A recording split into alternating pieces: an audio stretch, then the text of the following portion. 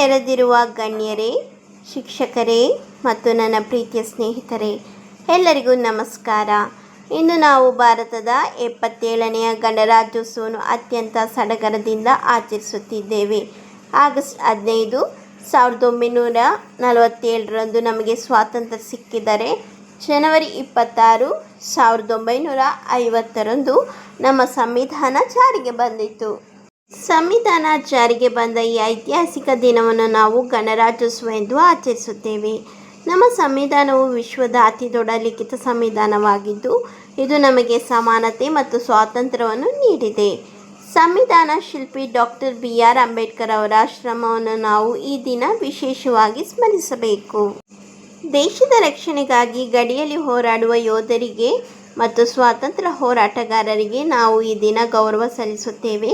ಗಣರಾಜ್ಯ ಎಂದರೆ ಪ್ರಜೆಗಳ ಪ್ರಭುಗಳು ಎಂದರ್ಥ. ಅಂದರೆ ಅಧಿಕಾರವು ಜನರ ಕೈಯಲ್ಲಿರುತ್ತದೆ. ನಾವು ವಿದ್ಯಾರ್ಥಿಗಳಾಗಿ ದೇಶದ ಕಾನೂನು ಗೌರವಿಸಿ ಉತ್ತಮ ಪ್ರಜೆಗಳಾಗಿ ಬೆಳೆಯೋಣ ಎಂದು ಸಂಕಲ್ಪ ಮಾಡೋಣ. ಭಾರತವು ಜಗತ್ತಿನಲ್ಲೇ ಬಲಿಷ್ಠ ದೇಶವಾಗಲಿ ಎಂದು ಹಾರೈಸುತ್ತಾ ನನ್ನ ಭಾಷಣ ಮುಗಿಸುತ್ತೇನೆ. ಜೈ ಹಿಂದ್, ಜೈ ಕರ್ನಾಟಕ ಮಾತೆ.